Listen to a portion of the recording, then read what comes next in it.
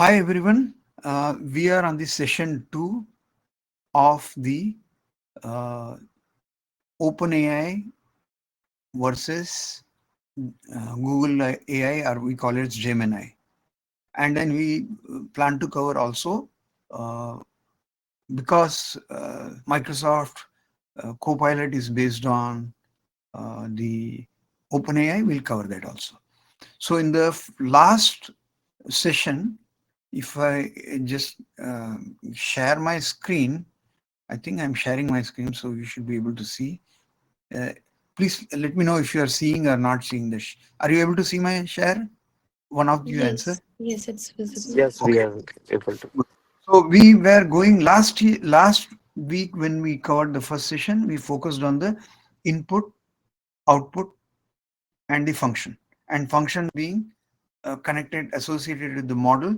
So which is the equivalent of an engine, whereby you are able to get feed some input and get some output. And since it is based on the language or natural language like Hindi, English, whatever, Marathi, French, Spanish, whatever you call it, or Gujarati or whatever. So if you feed a text, a natural language text, it will create some output out of it based on the context. And that is what you provide as a either as a input or as a pre-trained model. Like a model can be very specific to a particular task, or it can be domain specific. When I say domain means, oh, I need to talk about politics, so it has to be all about politics. Okay, so that could be global politics, or it could be like it's just a mathematical function. I am more interested in computing some, let's say, example activation function, which we'll discuss. So it's a deep learning. For deep learning, we do that. So we have the AI, the ML, and the DL. They are like an onion ring. AI is the top, artificial intelligence, machine learning, which is within a subset of that AI, and deep learning, which is another subset of machine learning. So AI, ML, DL is the concept. And then everything that we do on the language input, which is text, and we extract from the model, the engine, and then produce the output. Now, this is something which we'll have to dig deep, and that is called deep learning. I'll come to that. But before I jump to that, today's task, what we had planned was to follow on the Gemini. Okay. So here is the screen of Gemini. What is Gemini? So there is a Gemma, Gem, and there is a Gemini. Gem, Gemma or Gem is a Gemma, Gemma. It's in Tamil we say Gemma means it's a jewel or some kind of a gem, right? Same way, Gemma is in Latin, it means some kind of a uh, um, similar thing, right? So basically, it's a gem. Okay, so Gemini is the uh, what you call the paid model, and Gemma, Gemma, is the what you call the uh, research version of it. So every provider of a large language model or the engine, I call it engine because that's easy to grasp. So LLM engine, whatever that is, provided by different providers, this being provided by Google. Last time what we did was we had done three specific things. One was about the text generation, where I showed the samples of text generation for how to correct the grammar, how to generate a report, how to summarize a report, what a context is if it is a kid, how do we handle that, all those we had done. So that was text.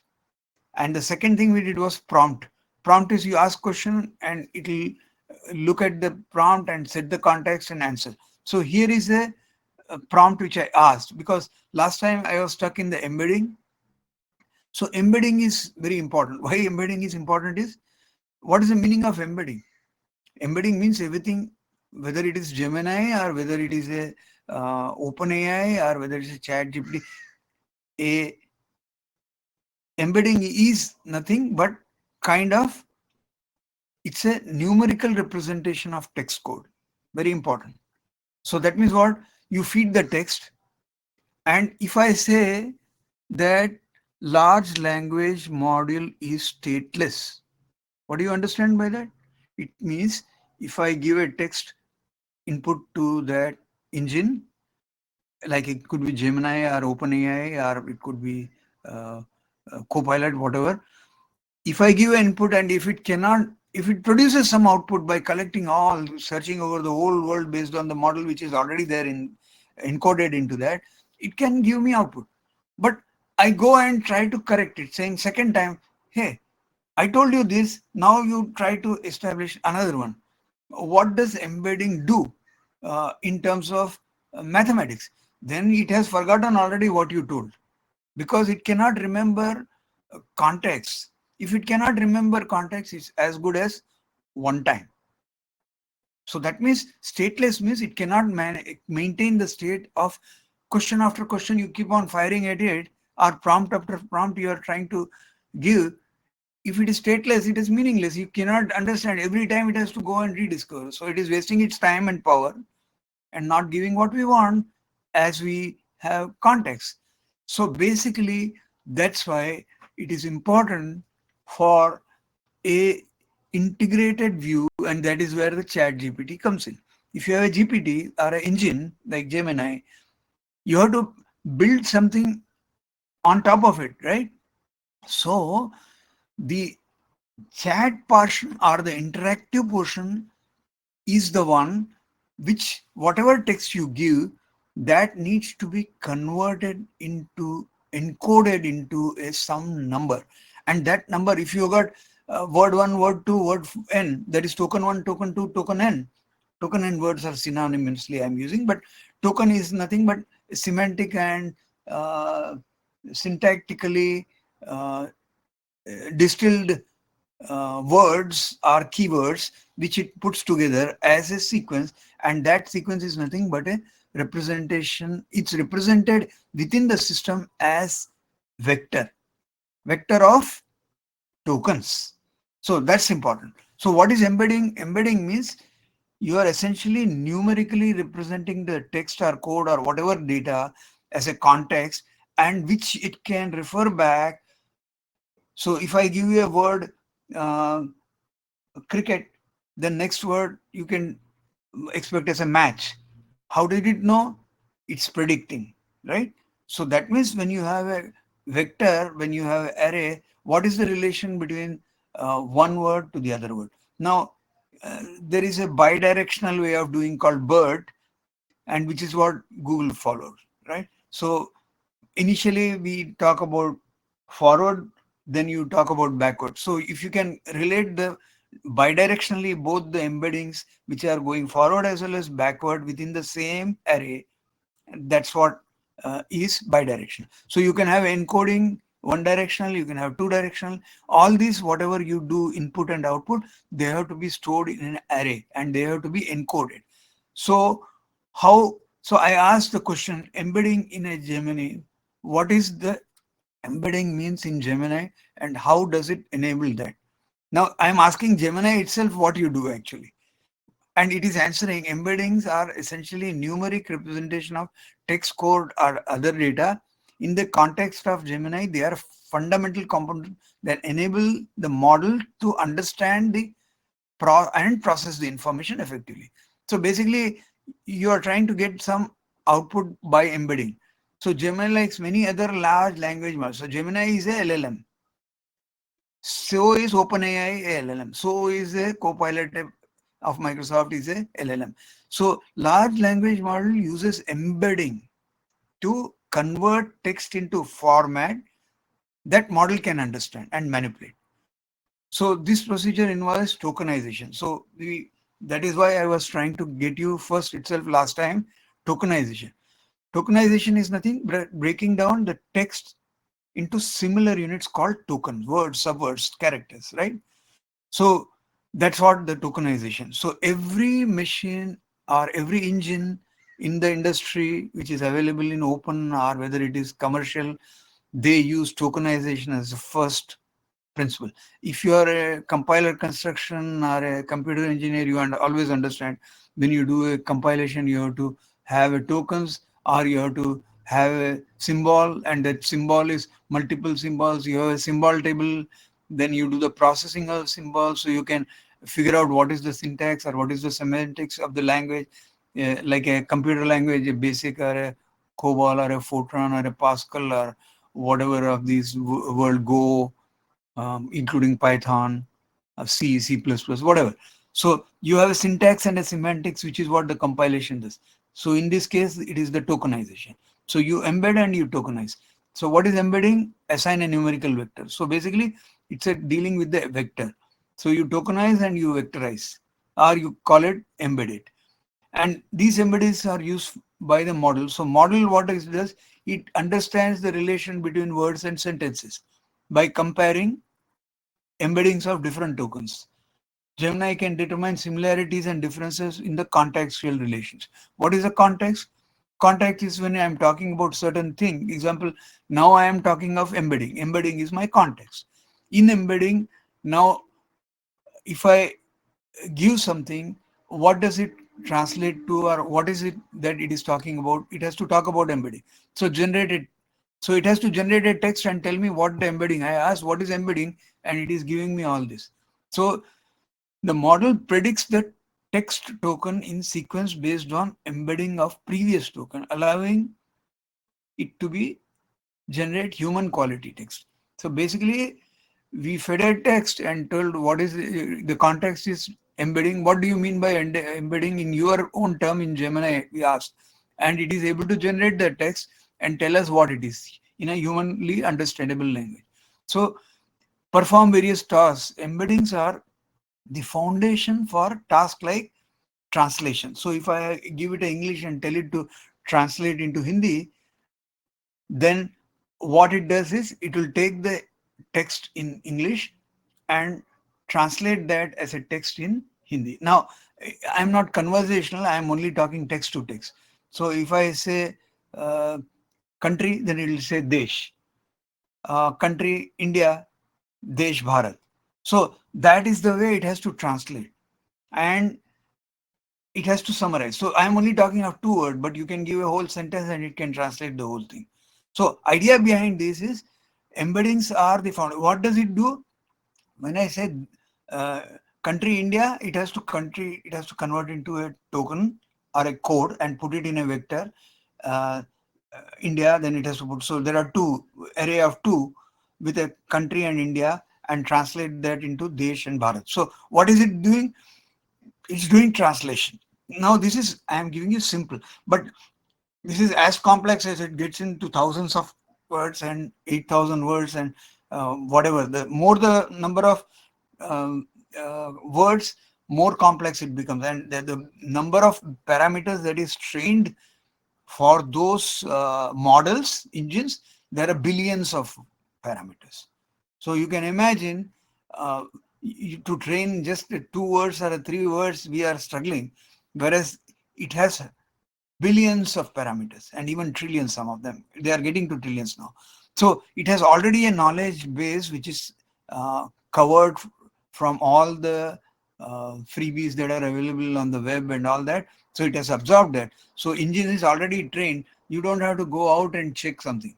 That's the idea. But if you want the dynamic one, then you have to have the latest. Like example, Chat GPT, it cannot predict anything beyond September something of 2021, because they stopped developing further anything, so it doesn't get any new information. So if I ask what is the latest version of Chat GPT, it will tell me it is 3.2, because that is what it was trained up to. It doesn't know about 3.5 because it's not uh, updated further. So why this OpenAI did not update? Because they found it very expensive to train, and so they said, we can't do this free version for everybody. Let me jump into, that is the Sam Altman. And of course, who is the owner or the founder of that OpenAI, he decided to go on a license model. So then they started charging monthly and all that. So what we are here is for, what is Gemini? And what does it do? So what are the power of embedding in Gemini? Gemini specific is Google specific. Embedding are crucial for Gemini capabilities because they allow model to learn from vast amount of data. By processing representing tests as numerical embeddings, Gemini can efficiently learn pattern and relationship of massive data sets. Now remember, data sets is a sequence of uh, data as sets. So whenever you do sampling a population, in statistical term we call population, when you have a sample pulled out of a population, that means you are only saying that I am only going to sample 30 samples and not the a million samples. So that is the set. So you can have massive data set, you can have smaller data sets, and you can have data set split into what you call one which will train the model, and one which will test the model, and one which will validate the model, etc., etc. And actually then you will run the model, right? So data sets can be split, and then they can be used to uh, train, and based on the training it can predict. So example, most of the people will understand very simply. The model example is your price of a house. So price of a home could be you can have a one bedroom, two bedroom, you can have square feet. So or a square meter. So is it 30 square meter? What is the price for one square meter? This is the price. For 30, what is this? Is mathematical simple calculation. But that simple calculation doesn't get simple because you have to identify which location. Is it in the Delhi, new whatever that NCR capital, capital region, or is it in the Corporates in Mumbai, or it is at the Central Park in New Jersey, New York area. So depending on the area, the prices are different, and the prices could be in rupee, prices could be in, so that's why. So understanding the context and being able to grasp that vast amount of data and generate predictions, etc. That is what the goal of the large language model. So we use the large language model because it is pre-trained to generate uh, the embeddings, and most of the large language models have to be able to interact with vector databases, or not databases, I'll put it. We have to be very careful. Database is different, that is structured data. Whereas when you talk about uh, data frames like in Panda, or data sets, then you are talking of a what you call unstructured data. So when you have unstructured data, then, and if you don't put it in database, then you put it in the memory. That means you require a large amount of memory. So that is why you have to have cache, and whatever the processor needs memory and all that. So when you put it in the memory, then what you call we call it as memory, in memory data sets. So everything is in the memory because then it can be accessed faster, or you have to make ways so that it is used in flash memory or something which is equally, or at least a little bit faster than the disk drives or storages. So it is a complex thing. So what I would say is that you have to have vector database, and vector databases, vector data sets or databases which is in memory database. So you can have in-memory database, you can have data sets, data frames, structured, unstructured, all those kinds of things. Whatever comes which can be used to store and retrieve faster, and that is how the performance improves. So embedding is the building block of Gemini language understanding and generation abilities. So you can store, but you have to retrieve. When you ask question, it has to generate. So GenAI is nothing but AI related with generation of whatever report, text, whatever. So this is what is the context of Gemini. Now I will go into, it's not the Gemini alone, there are many other things. I can show you example. There can be many more AIs. Like OpenAI GPT family is one of them, LLMs. Similarly, um, Google uses bidirectional encoding representation for transformers called BERT. Then you got llamas, which is I think large language model for Meta. Meta is nothing, Facebook, that is Meta AI. Then they have got llama, code llama. Now these, there is a difference between a commercial and a research. So llama and code llama are research oriented. So gemma, which I Google's Gemini, instead of Gemini I said gemma. uh, Gemma is nothing but again a research oriented. For research, which is you can use it with the agreement that you will not do certain um, unethical things. And so otherwise you got Pilot, which is Snowflake is another one, which is private, which is based on the SQL. So what happens is, if you give a text input, it will convert into SQL and use the SQL engine to answer. So, or vice versa. So this is Snowflake, and very similar. They have got Copilot in Microsoft, and then you have got Carnegie Mellon, ExcelNet, and so on and so forth. So idea behind is there are many. There is nothing, no shortage of large language model. It's a question of what do you use. If you are doing research, you use research. So we'll go into Gemma. Before I get into Gemma, I wanted to see you have any questions before I jump into it. Any questions from anybody? Keshri? Okay, I'll move on to the next this one. And so let us get into not Copilot. Copilot is another one which is Microsoft based. That is their way of going about, which we'll cover next time. So this time I plan to cover Gemini. So Gemini, I have given you the context. I can ask some question, suggest some question. What do you want to know? One of you, what do you want to ask Gemini? Can any one of you respond? Go ahead, ask a question. What do you want from Gemini? Go ahead. Are you there? Maybe, hello? Yeah, go ahead, Jamie. Yeah, what do you want? Yeah. What do you want to ask? How many parameters does it consider normally? Okay. So you want to know how many parameters of what? Parameters? Whose parameters?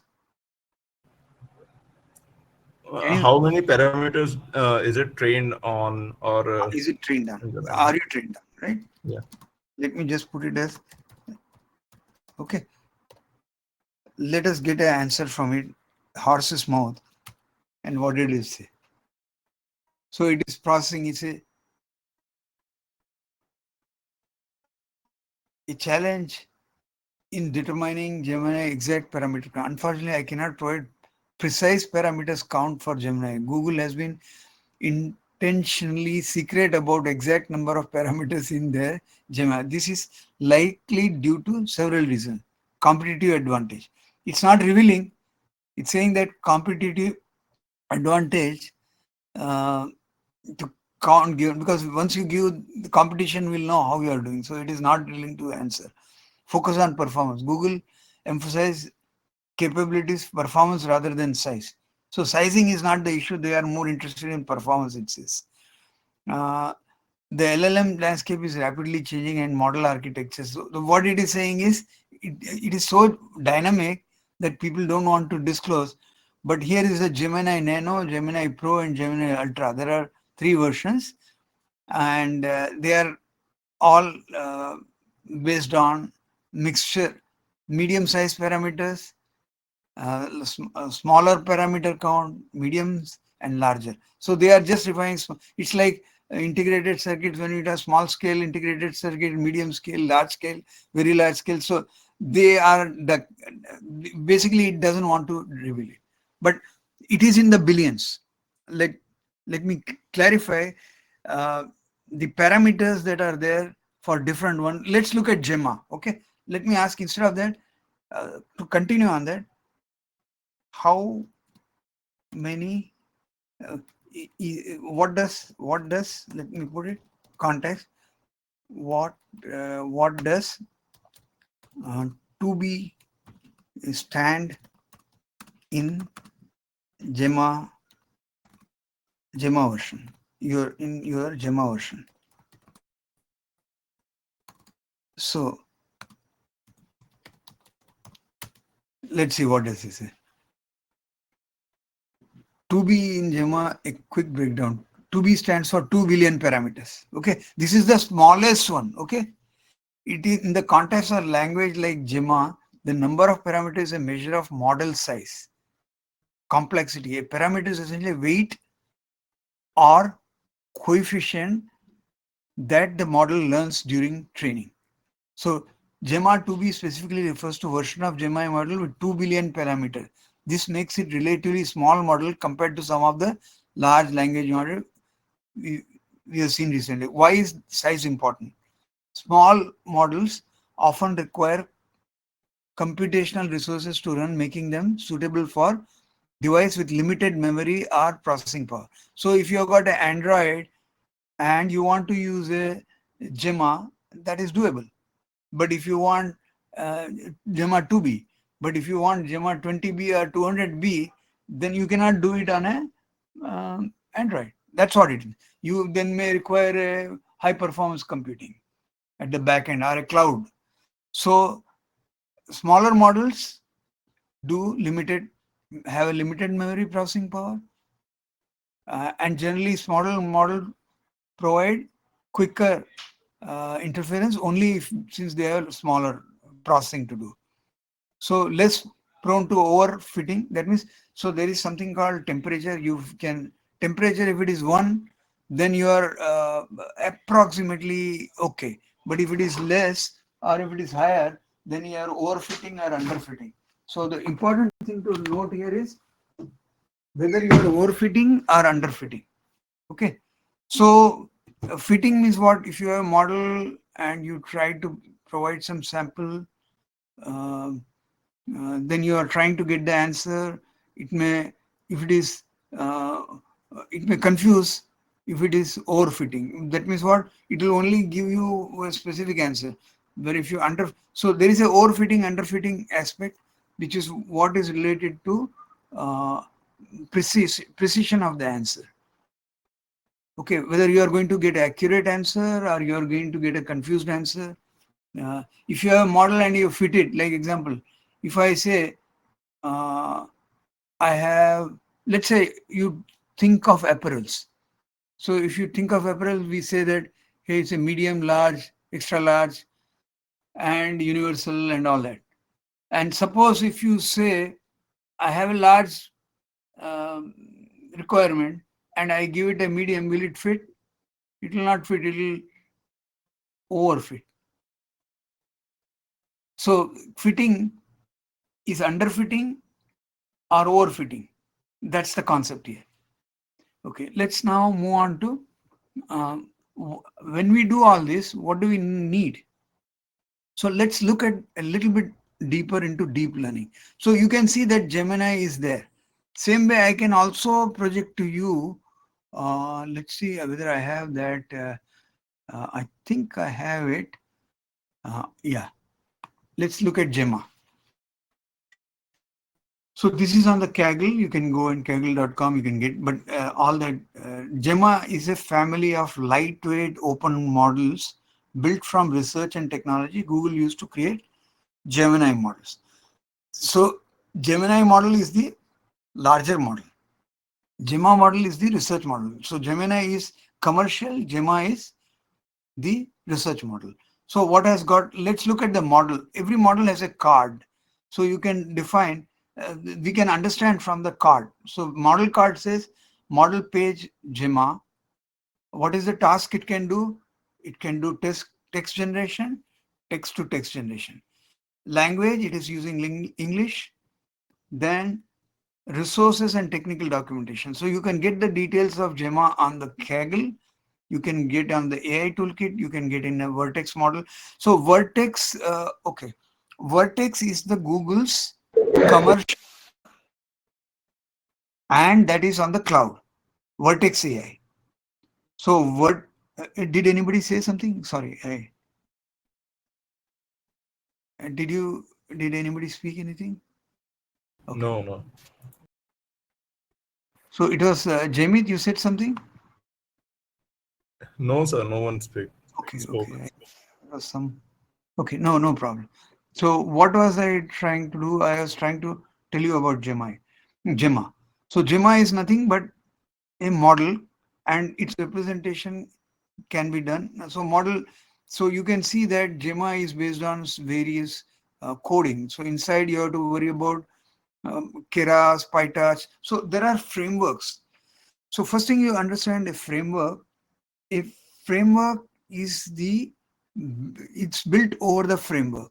So when you do any building of any model, that model requires a lot of computer related uh, coding like compilers, the intermediate. So you know intermediate representation, right? If you have a language, you translate it into intermediate language like Java. They call it as uh, Java. You got the Java language. Then you got the intermediate language called bytecode, and that bytecode runs on the computer. Same way, most of the language in Python is a language intermediate representation. So you get an intermediate. It's like assembly. Example, earlier days we used to say machine code is binary. Assembly is nothing but something like a based on the processor you are using, the load, fetch, execute instruction, and on top of it a higher level language which encompasses that, uses that, and then translates. So it's a translation process at the end of the day. So similarly, when you have a text and you want to translate it, you need some kind of a compilation, and that is why you use an intermediate language or intermediate representation. So multi-language uh, intermediate representation MLIR is the one which is standardized, and that MLIR again is used by different languages. Like you cannot do it in a slow process, so you have to accelerate. So to do the speedy work, then what they do something called XLR, that is XLA. XLA stands for accelerating linear algebra, because you are dealing with uh, what you call a linear algebra, in the sense that you are trying to do a matrix manipulation, you are trying to do a array vector that is array, whatever the vector embeddings are there, you are trying to do mathematical operation on it to produce the output. So there is a background, and there is a JAX, PAX, FLAX, and all that. Like JAX is nothing but the just in time uh, acceleration, and JAX is based on some other code, intermediate MLIR. It is based on various other codes and frameworks, including the what you call tensor. Tensors are nothing but when you say um, arrays, when you are dealing tensor is, so you have two dimension array, n dimension array. So when you are dealing in n dimension, you call it tensor. So tensor processing unit is called TPU. So the metrics, the tensors, the arrays, the vectors, and all these are mathematical, highly mathematical operation, and they all have to help the model. So the model is based on something. In this case, we call it as it's based on JAX. JAX is nothing but a just-in-time acceleration library, and that library is based on various other dependencies, which like MLAI, MLIR, I explained to you. So the model has to have some code base, and those code bases are like Keras. Keras is nothing but a embedding of the tensor. It's a you got TensorFlow 1.0, 2.0, etc. Similarly, you got Keras. Keras is a library. These are all Python libraries. So basically, the base model, whatever they have, are all language based, and so you can use the NumPy library, the scikit library. So to put it simple, there are n number of Python libraries over which this is built, and not necessarily Python, it could be any even C, C++, but all of them have a MLIR, which is that intermediate representation. They get converted to intermediate, and from there it goes into the acceleration process. Why do you need acceleration? We'll come to that. So basically what it means is Gemma is a 2 billion parameters how it is trained on, and that's how it's an engine, and this is an engine which researchers can use. So I would recommend that if you are really serious in going at the system level rather than the application level, you might want to look at Gemma. And uh, I so what I say is we can example look at examples like you got digit record recognizer. So if I give you some digits example here, right? You can see here MNST. MNST is one of the MNIST is a database source. NIST is nothing but National Institute of Standards, which is a US body which defines the security aspects. MNIST is nothing but a database provided by NIST, which contains different character numbers, digits. It is digit recognizer.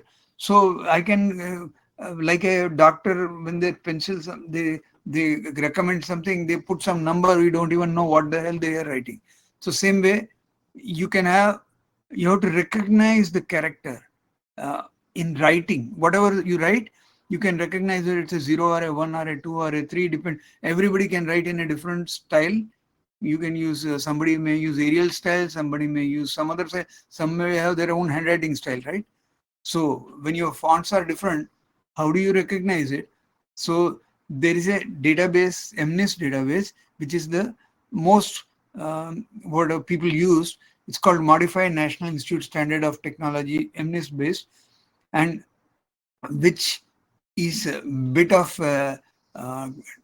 this is the what you call a model which converts. If you feed any image scanned text to stand number to it, it can recognize whether it's a 1 or a 2 or a 3 or a 4. So you want to read a number plate of a car that is going on the road, then if you can get those images on the picture, it can recognize whether it's a 1, 2, 3 or 4 or whatever. So digit recognizer is one of the examples. Now this is one of the deep learning examples. So deep learning means now we are talking of scanning the text and converting it. So all these are depending on one of the most important thing. You may wonder what is this calculus differentiation, if you heard of it. It's a very important thing. And so let us go back to trying to bring to you the understanding of what you call activator function. In machine language, activation is one of the important aspects. So let me see whether I have that. No, I don't have. Okay, let me just get to the activator function. So activation, I want to go to activation function. And where is the activation function? Is it here? No, that is VLLM. Let me get to activation, not Copilot. Yeah, okay. So let's look to deep learning activation function. So what activation functions are, and what is the use of activation function? There are several activation functions. So let me first start with what is activation function, and this will give you, this is a simple picture which shows you that your brain is there and then you are trying to figure out. So how do we do? How do we miss? As an individual, we have got our own brain. What does our brain do? Our brain does look at various things. So if you give a trigger to it, so when our brain is fed with a lot of information simultaneously, like Right now, I am actually bombarding your brains with so many things you don't know what the hell is this guy. So what is useful to you, what is not useful to you, how do you determine that? So to determine that, you need to have some kind of a activation, and that activation can occur if you let this diagram tell you what it is. So you got within the brain nucleus, and you got dendrites, to which whatever I am speaking right now gets into your head through that, and then your uh, axon is where it terminates, and then that triggers some actions, and that actions, if you are a your front lobe, your back lobe, you got in the head various regions, and they are connected to your body's different. So if I am talking about breathing, that is hard, then whatever I give, it has to do with the heart, it will be conveyed to heart. So same way, if we are trying to replicate the brain's function, which is what artificially we are doing, we call it artificial intelligence. So it takes the input. So the engine, which is Gemma or whatever engine we want to build, or Copilot or OpenAI, whatever, Chat GPT, whatever engine we give, it has the inputs and it has outputs which are triggered, and those triggered output has to do something, and that something is done through deep learning. So deep learning involves, we call it as artificial neural network, ANN. What is neural? Neural is the node. So you got a one node with one neutron, or one not neutron, the neural element, and to that neural element you feed an input and it produces some output. How does it produce input and output? It's nothing but simple mathematics. If we do in terms of linear algebra, we call it as x equal to weight into input plus bias. So we always have some bias, right? Like I am biased to Indians, or I am biased to US. I may not be biased to something else. So bias is nothing but a number, because we represent everything that we do in numbers, right? And that's a vector we are talking about. So when we talk about a weight, so there is a weight into input. So whatever input you multiply by some weight and add some bias to it, what you get is the output x. So x is equal to weight plus input into bias. So if you take one dot on this neuron, it is computing x. But if you got a layer, that is, you got a layer of inputs or layer of hidden layer, these are called. So there is a input layer, there is a output layer, and in between there are many hidden layers. How many hidden layers? It can be millions, billions, or it can be simplified to 3, 5, or simpler, smaller models like Gemma, right? So if I take one neuron, it's activated, like we said, in the brain we provide input. So it gets input from previous layer, or it gets input from outside, whatever. It always has some input, and once it has an input, it has got multiple inputs. Like example, previous layers, this this this. So one neuron can get multiple inputs, and so that means if you take one layer and if you want to know the sum of all the input, then x is only for one. So they have got x1, x2, xn. So y happen? So the overall activation applied for the entire layer will be y equal to activation of summation of weight plus input in plus bias. So basically it is summing all the input. But then there is a activation. If the activation function is uh, so there is a, they call it as forward and backward. That means feeding forward with the weights, and so this is feeding forward, whereas this is feeding backward. So what it means is you can feed forward by weight into input plus bias, or you can feed back with the same thing. That means, but provided you know what the gradient is. Gradient means what is the derivative, and that is the very important factor in forward and backward propagation. So you can do a forward propagation or a backward propagation in a deep learning neural network. This is what the representation of it. There are hidden layers. There is input layer and there is output layer. Output layer gives you the result. Input layer you feed with the input. And hidden layers do some calculation, which is nothing but summations of the weights plus inputs into bias for a given layer and activation function associated with them. Now, activation is very important because if you, what is forward and backward, you know, feedback loop and forward loop, all that you know. You keep moving forward, then it is forward. If you keep going back, then it is backward. Or you can go forward, backward, whatever you do, depending on where is the layer to layer feedback or entire input to output feedback, overall feedback, etc. etc. So what our understanding of deep learning is, we have a non-linear activation. Now, why do we talk about non-linear? If there is a linear active example, let's take simplest binary. Okay, let's say binary step function. Step function means what? If either it is 0 or 1. So the function of x equal to 1 if x is greater than 0. So for all positive values, the function has a value 1. For all values less than 0, it is equal to 0. So this is a step function. We call it step function, where it goes from 0 to 1 at this coordinate 0.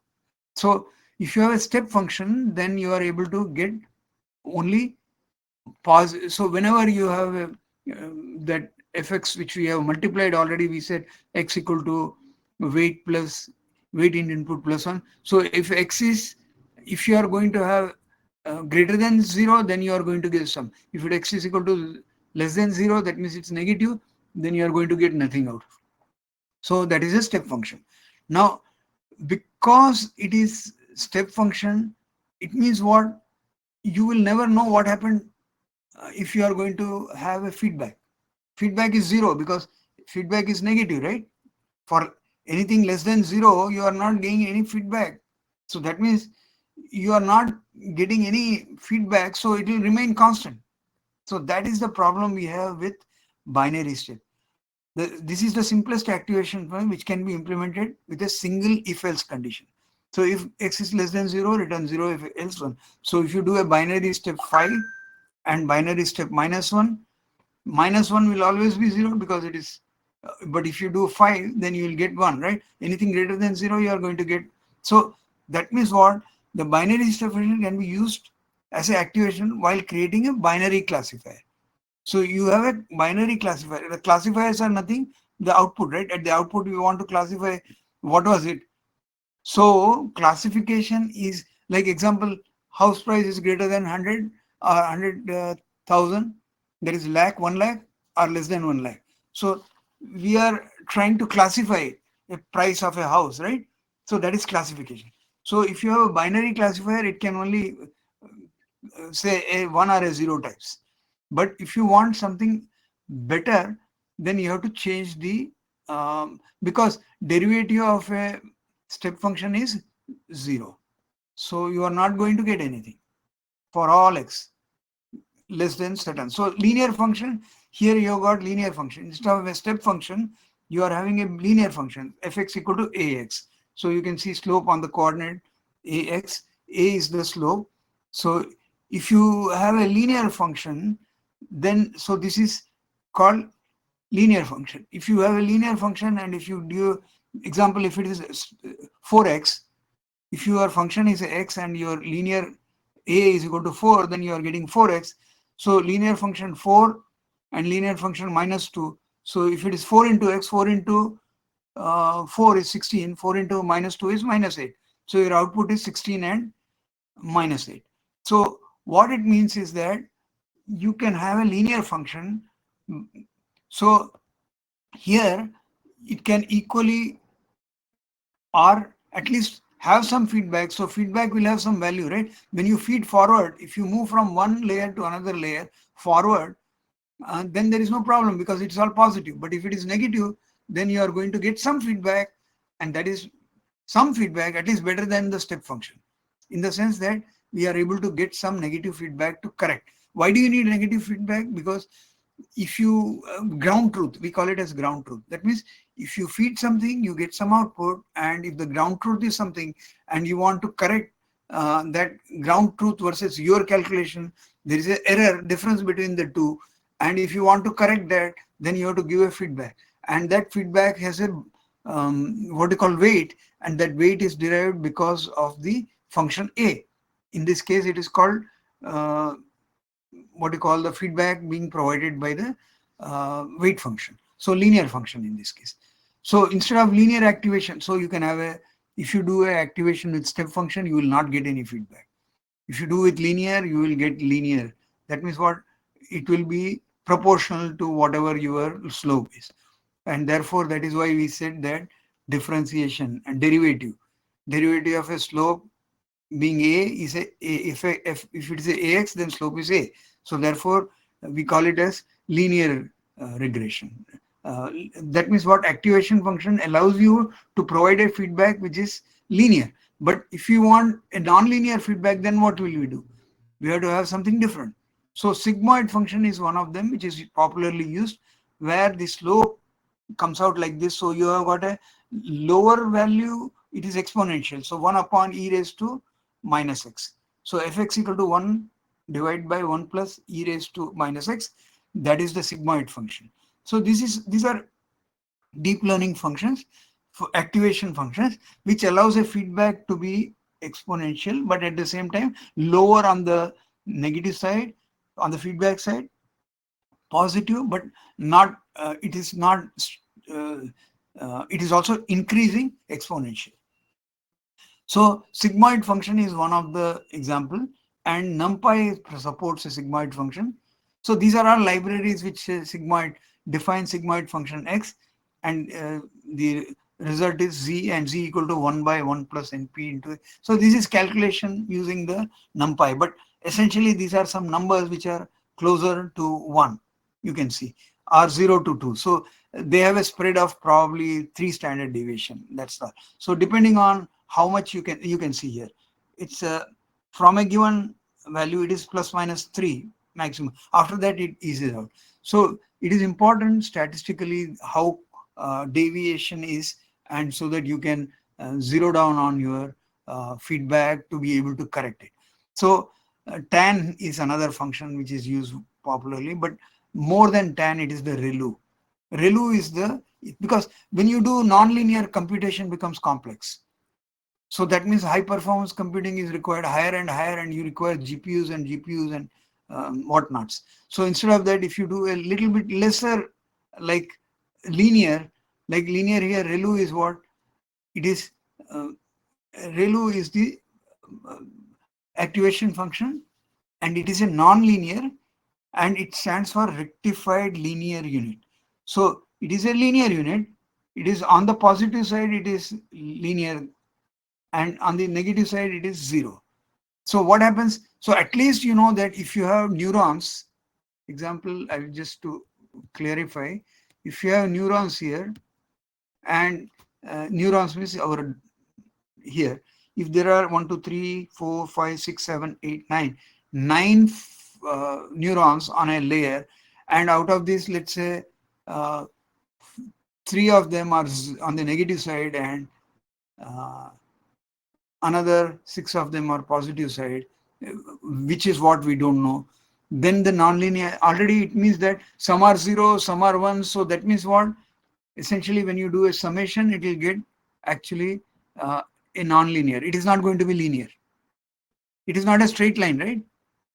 It is going to be straight line for one and not straight line for other.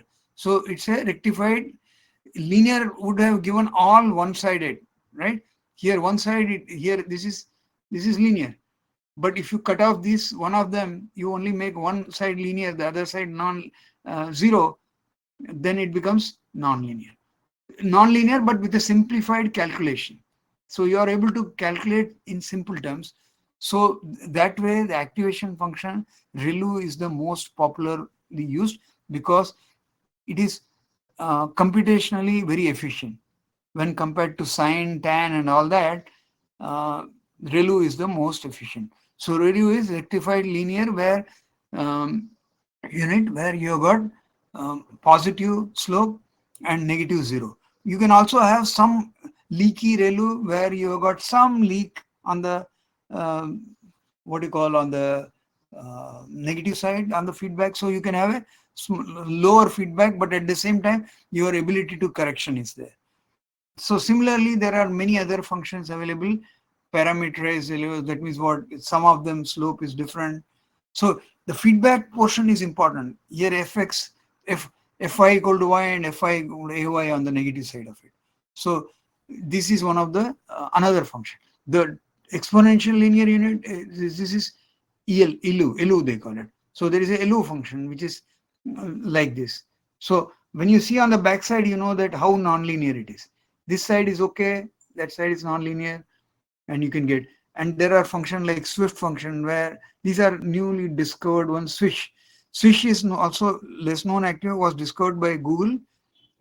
This is more efficient than ReLU and shows better performance than ReLU on deeper models.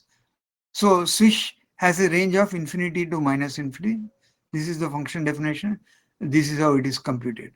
It's 1 minus np exponent 1 minus e raised to x minus x, and that's how you do it. And there are many complex functions like this, but one of them very important is some of the softmax.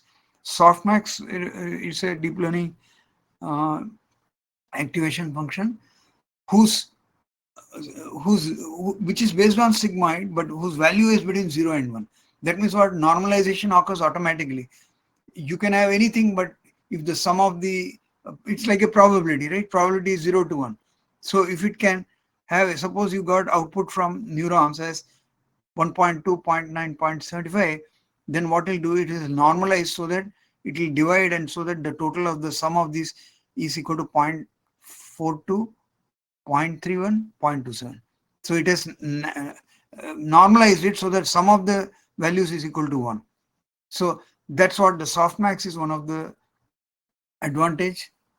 It's a combination of some functions. So activation functions are very important because that triggers what to trigger. So that means if you have a text input and you want a text output, what should it do to get the answer closest to it? And not only that, this is not a one-way process, right? You keep on training until it gets the head. So this is all approximation. There is no accurate. It is only through the feedback mechanism or feed forward, feed backward. Through feed backward network, we are trying to get an approximation of what it should be numerically in terms of, because we are all embedding, right? We are talking about embedded vectors. So we are dealing with not text, but we are dealing with numbers, and we are trying to optimize it. So that is important. So just-in-time acceleration JAX is the backend, and that backend is for Gemma. So when I talk about Gemma, I wanted you to research on Gemma and go to Kaggle or go to Hugging Faces. There is another what do you call hub called Hugging Faces, which is important. So you can see that Google Gemma model of family. So you can get any model on either on Hugging Faces or on the what do you call the you can also use Databricks. Databricks is another open source. So there are many open source what you call models which are available in Hugging Face. Hugging Face is a actually a hosted version of the hubs of the models. You can run the models either on Hugging Face or on the Kaggle. So idea behind all this is for our research folks who are focused on doing internal work as well as using it to exploit for innovation, you have to learn the intricacies to be able to deliver on it. So what my goal this week was to go into internals of at least one of the model, and I found that Gemma 2-9b means it can be for 2 million or 9 billion, but I would rather get 2 billion because that's a easier one to deal with, to because we have to deal with the code and all that. It's not that you can do anything without modifying the code. So you have to learn about not everything, at least Keras. Keras is a wrapper around the uh, what you call the TensorFlow. So TensorFlow is a framework for processing vector embeddings, or what you call vectors. So because these are all vectors, right? We said, and in-memory resident vectors. Uh, in-memory vectors because they have to be faster to process. So all this is built around mathematics and statistics, and they are approximation. And Gemma is the one which I would recommend, because it is easy to get information. Uh, of course, if you are in the Microsoft camp, then we can, or in the what you call OpenAI camp, you can also use the other models.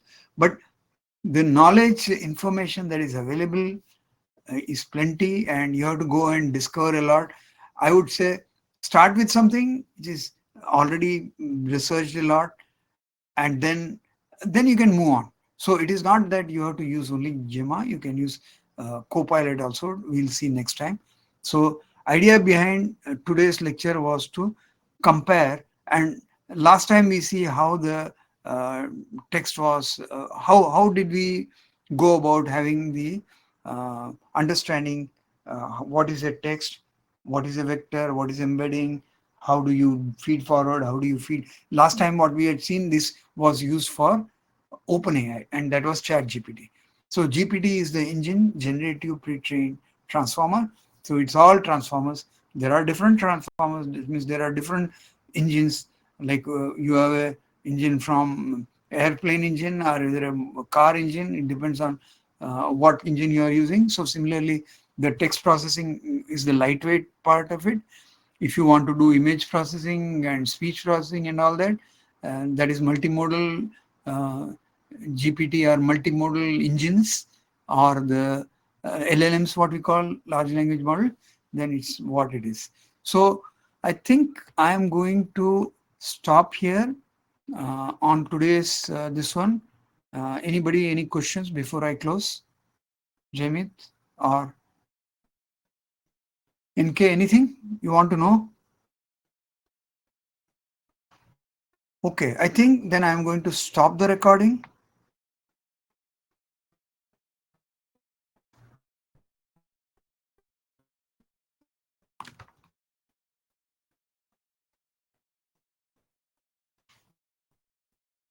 Did I stop the recording?